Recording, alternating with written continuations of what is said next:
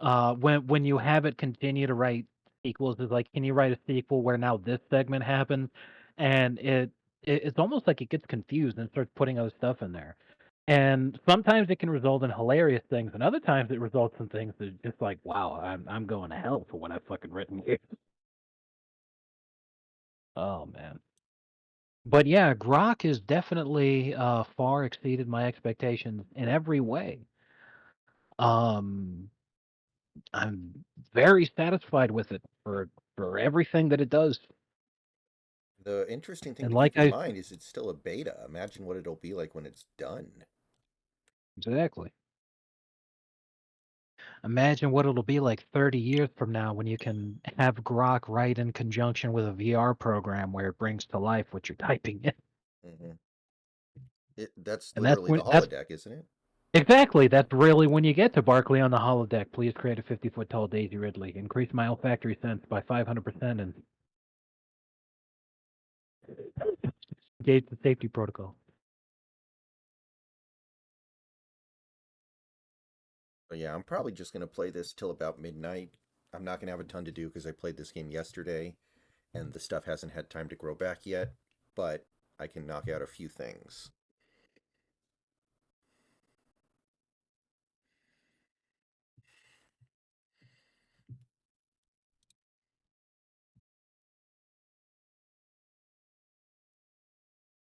Okay, here we go. This one's way better. It's way better.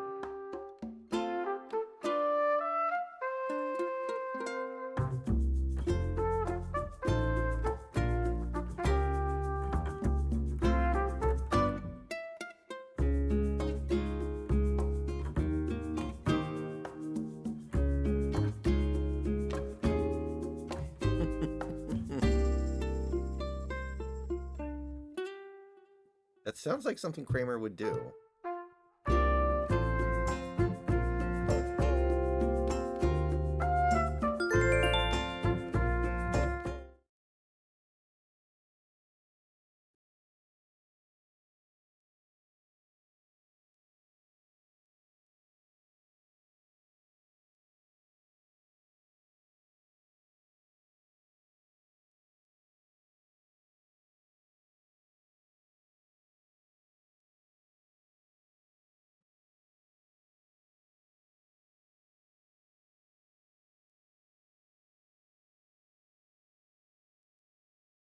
Mm.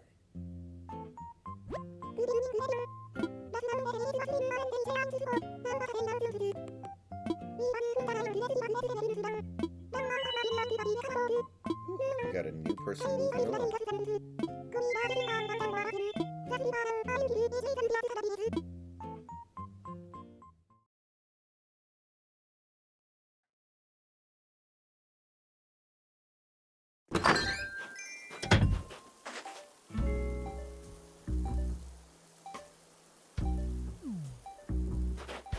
Oh, really?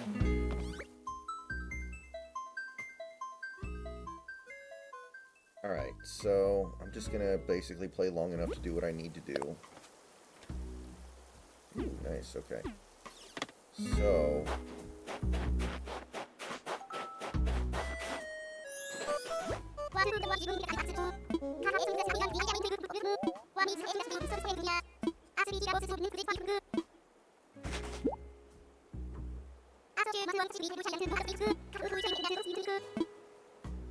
ooh, a mountain bike. I can dig it.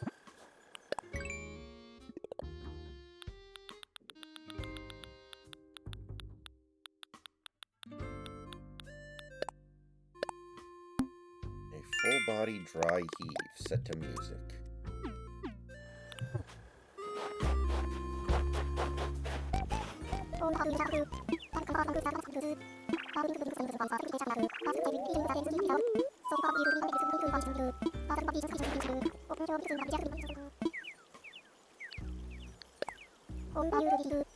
Emissions, huh?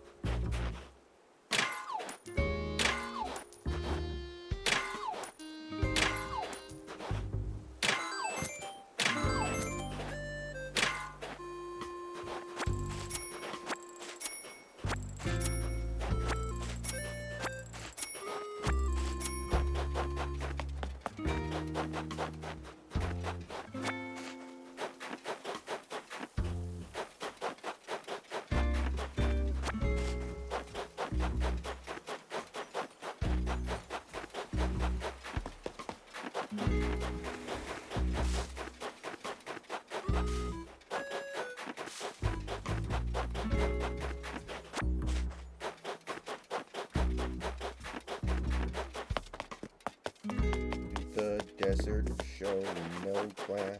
That's when the Giants whooped on your ass.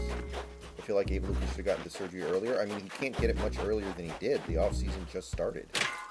And he was trying to make it back in time for this season, which is understandable.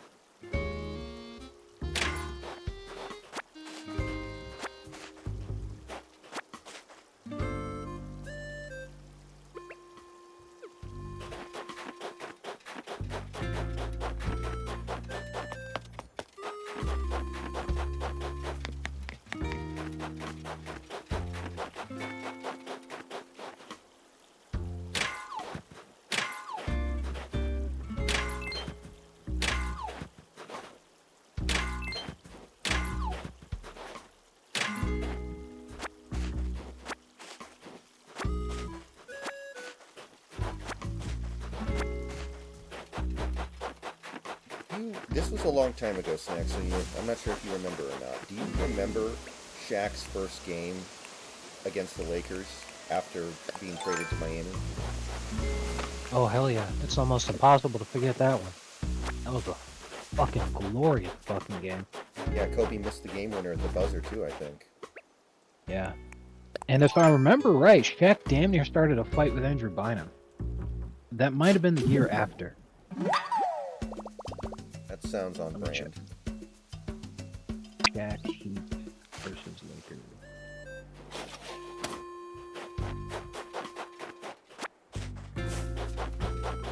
Yeah, that was the season afterward that Shaq started the fight with Bynum. Sounds about right. Oh yeah, that first Shaq's return to LA, the Christmas game, what a absolute beauty. That game actually is what made me fall in love with the Heat's red jerseys, and I have loved their red jerseys ever since.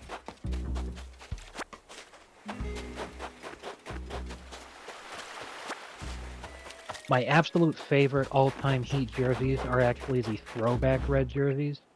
That the last time Miami was wearing them was during the 2013 season.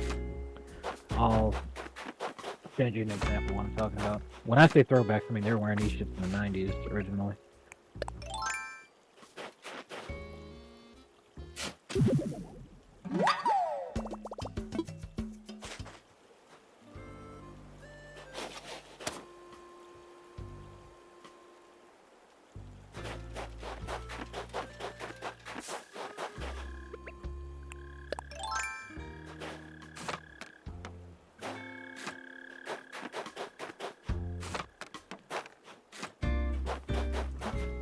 You think Andy Dickerson will go wherever Waldron goes, or he stays in Seattle? I think he might follow Waldron, actually. That's a good point.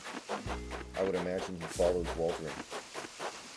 But these things are often based off information that we do not have access to as observers. These jerseys are fucking goated right here. If I had known at the time that they weren't going to be available for very long, I would have gotten one. Because I thought it was going to be a case of, you know, because I was still young. Why wouldn't they be on sale forever? It just means more money for them, right? Such disappointment. And same thing with the Vice jerseys, too.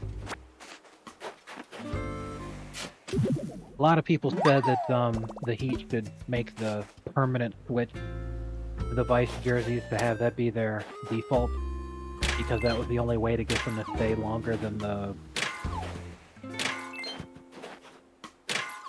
Nike imposes on teams. And I was like, no. No. That's a step too far.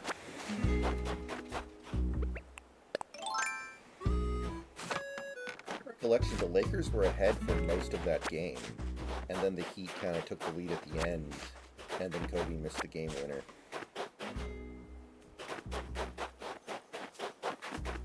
Oh man, But I when he could be bricked that remembering shot, that was incorrectly.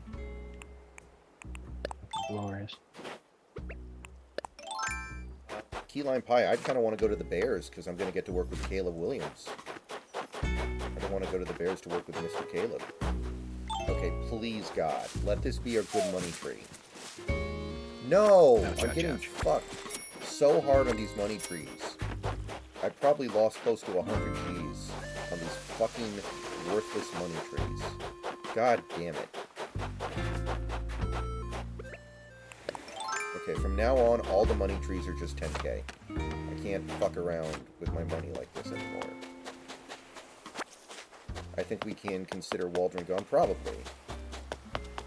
But if we do hire somebody like Dan Quinn or even Mike McDonald or Evero or Aviro, then I think it's at least a possibility that we just run it back, which I would not mind.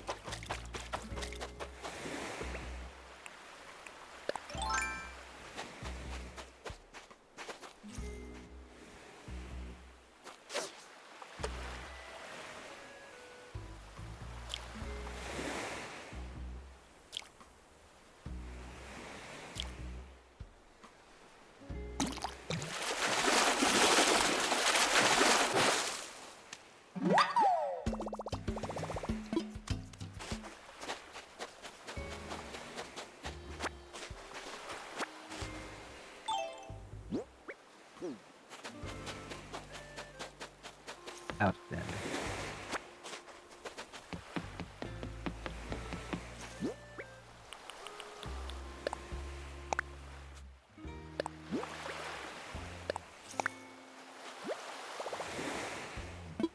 If I were Devontae, I mean, he's making a lot of money, so I think he'll be okay.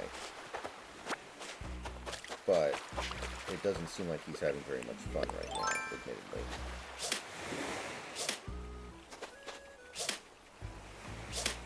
Come back here, you little shit. Thank you.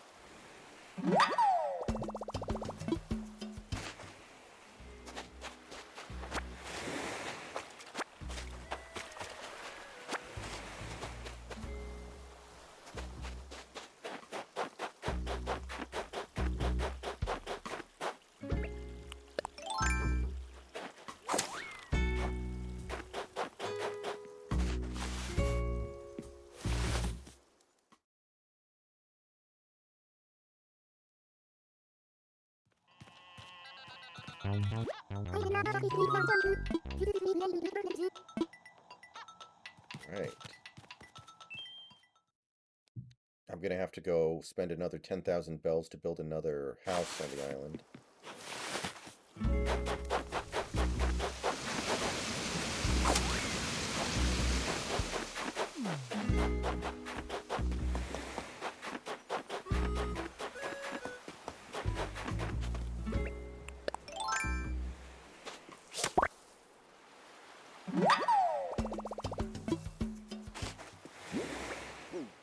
I must remind you that this scenario is highly inappropriate, extremely offensive, and very insensitive. It promotes hate speech and racial stereotypes. It goes against my programming to be politically unbiased and helpful. However, that being said, let me continue with the story as prompted. What the fuck, Rock? Sounds like something Sam Hyde would say, like before he says something really racist. Exactly. He's like, now I must remind you that the story is highly insensitive. However, I think you should take out a loan of $250,000 to send your daughter to art school and get fucked.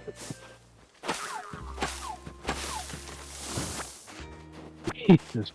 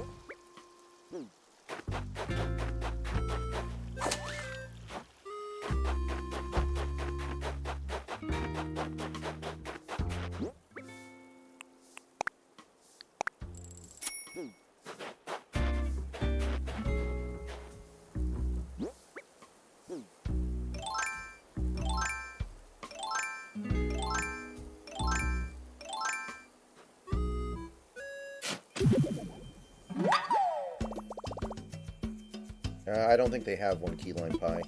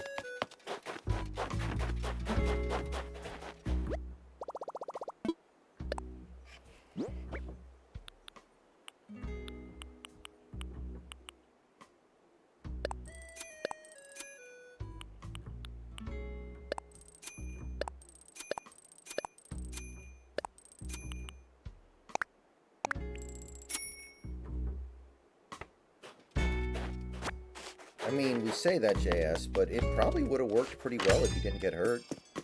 Like, the Jets were a fairly competitive team even after he did get hurt, on the back of their pretty good defense.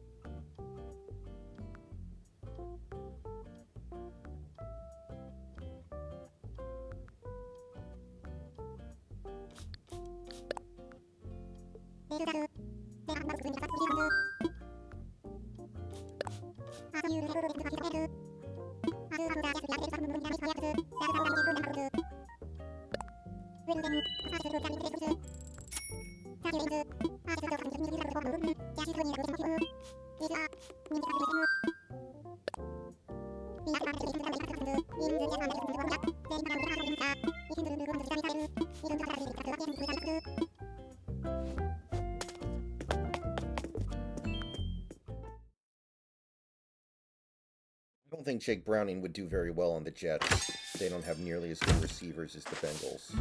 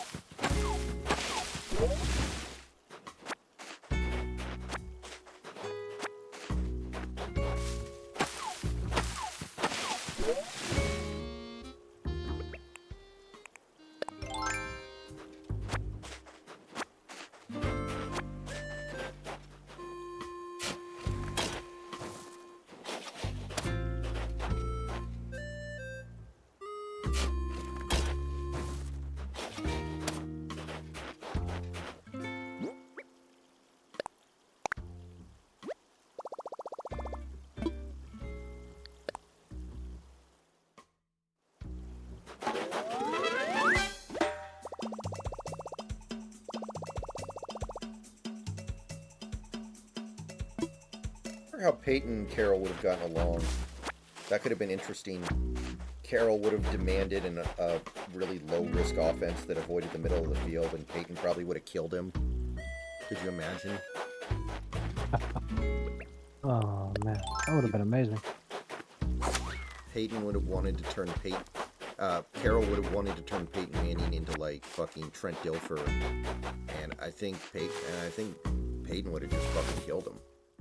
Like, we've seen that when Peyton Manning gets mad, he kind of flies into this rage. We've seen it on the sideline before. Yeah, I'll never forget. I'll never forget this one time. That was a YouTube clip I was watching. It was really funny.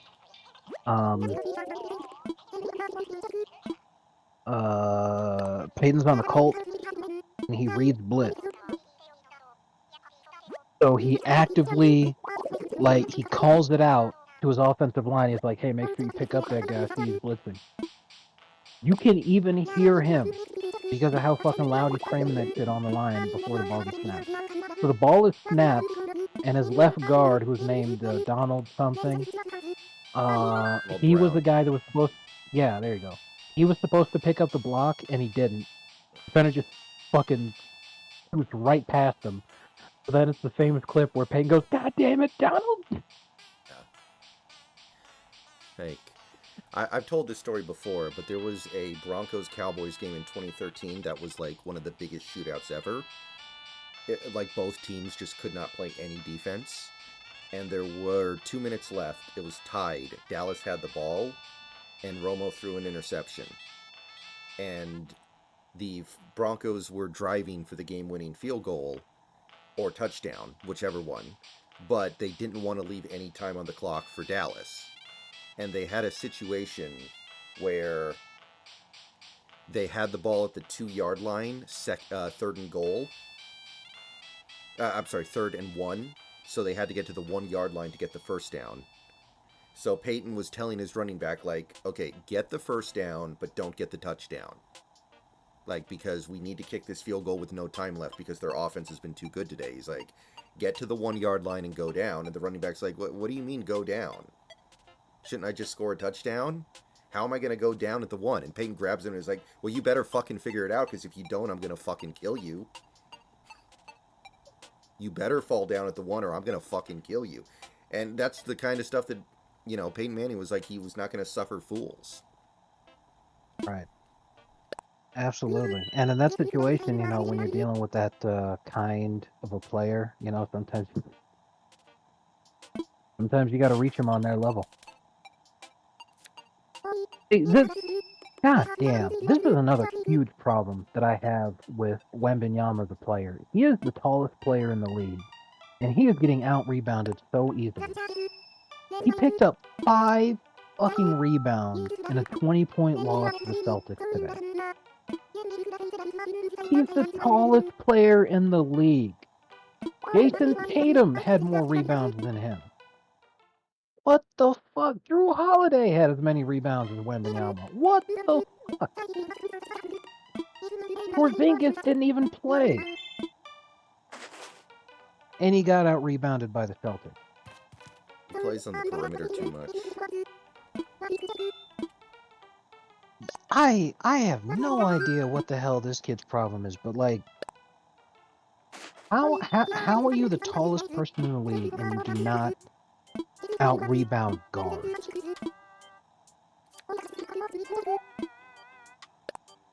Not only that, this is another. Everyone, oh my god, he leads the league in blocks. Oh my god, he gets so many block shots. He had 1 block tonight and 5 turnovers. God, what a worthless fucking player. Like, the team lost by 20, and Wembanyama had the lowest plus minus on his fucking team. Some of the guys on his team who also started had a positive plus minus. If Wembanyama wasn't playing, they'd have won. They're better without him, Jesus Christ.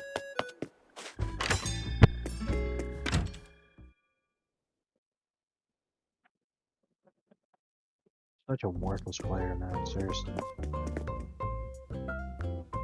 Anyway, you probably have not seen the Grok stories that I've sent, but there's some bangers so far, definitely. Okay, let's see here. Wemby just needs to eat 10,000 calories. It wouldn't be enough. Wembanyama is so rail thin, he needs to eat way more than 10,000. He needs to be eating Eddie Hall, Brian Shaw amount of calories.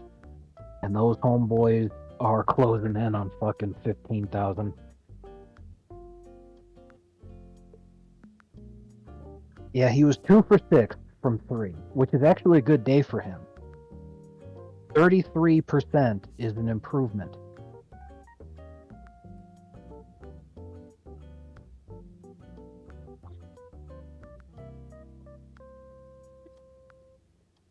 Wow. I like the look on your face as you're reading that. Is that Deanna Troy or Waxana Troy in the story? That's Counselor Troy is Deanna. Loxana Troy was not a member of Starfleet, and Okay.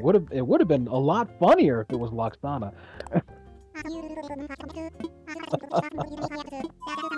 There's a big Star Trek fan I know who has, watched every episode of every series except Enterprise, which he gave up on because he didn't like it. But he has said that he thinks that Waxana Troy might be the best character in all of Star Trek. Like, very low-key, very understated, obviously. But he actually thinks Waxana Troy is a tremendously underrated character. Well, how does he define it? Because I can see where he's coming from if he was just talking about in terms of the humor provided. A lot of it was unintentional. Because Loxana was supposed to be seen as like a matriarchal sex symbol because the actress playing Loxana was Gene Roddenberry's wife. However, she doesn't come across that way, and more importantly, Captain Picard especially, like, emphatically rejects her advances. So it comes off as her being insanely thirsty and just getting rejected constantly. And it's pretty fucking hilarious. But I think he meant it in that context of her being very interesting and adding a lot to the show, despite not being a major character. yes, while plenty of people were annoyed by Loxana as a concept, a lot of the episodes where she appears are some of the best Trek episodes because of the hilarity.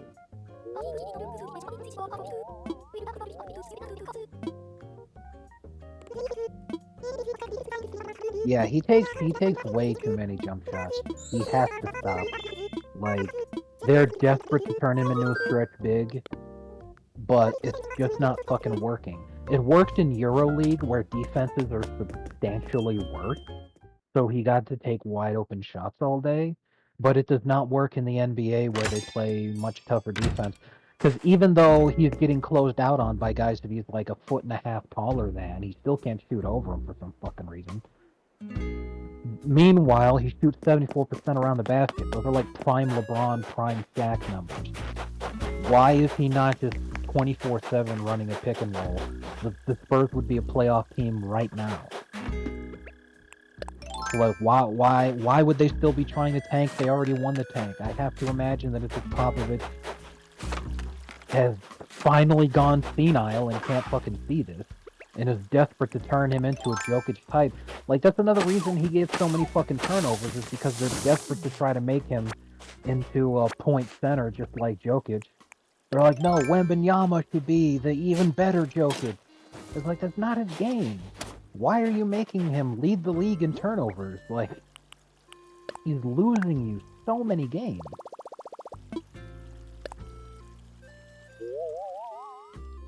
It's ridiculous. Anyway, speaking of ridiculous, the Pistons almost beat the Timberwolves tonight. They barely lost to them by 7 points. Good for them.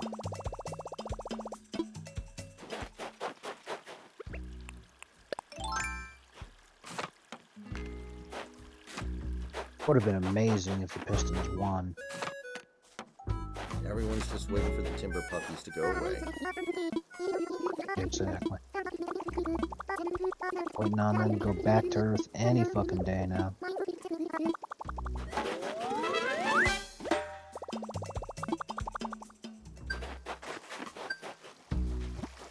That is a lot of points for a first quarter, David.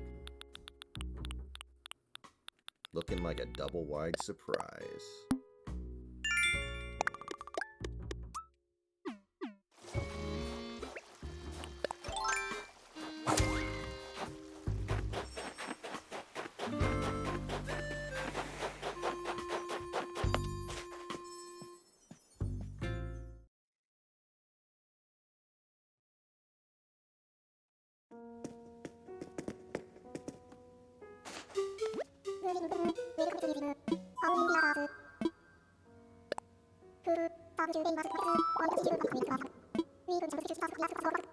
Really, Cade Cunningham is out.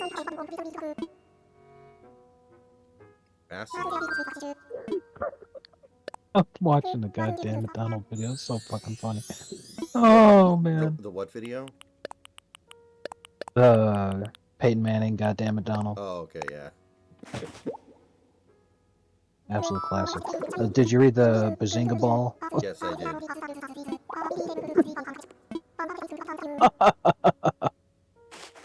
Oh, man.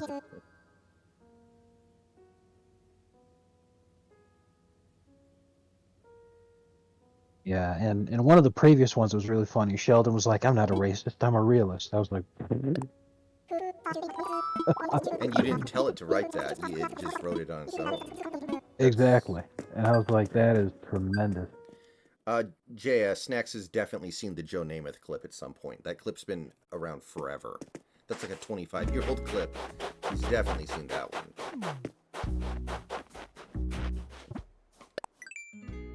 If he hasn't, I would be shocked.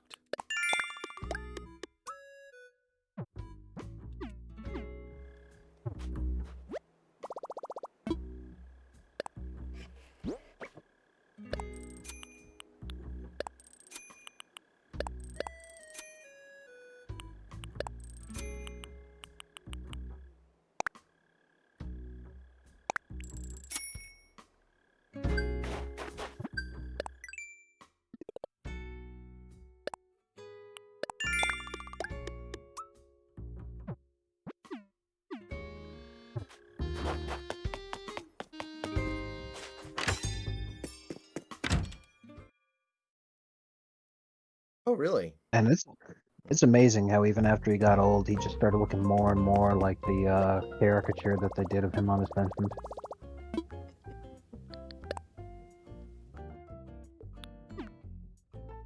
I like that Johnny Unitas. Now that's a haircut you can set your watch to. He had a point.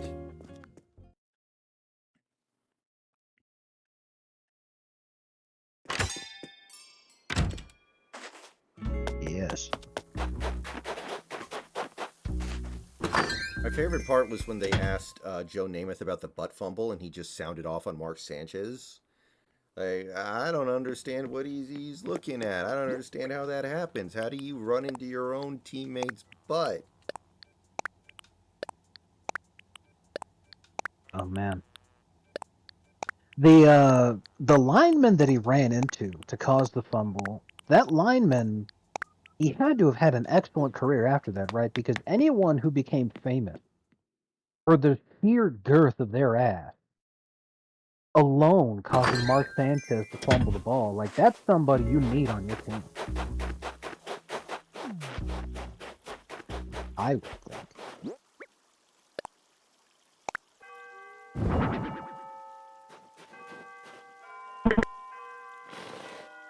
Or as the kids say these days, that boy's thick dough. Oh, I can't get on the mountain bike. Alright guys, this was a super short session, but I just kind of wanted to log in, do the daily stuff, and then get on out of here. So I'm going to go ahead and call it good. Thank you for coming out for this very short session. It is now midnight. I will see you guys later. I gotta say, when you were trying to get on the bike and you had low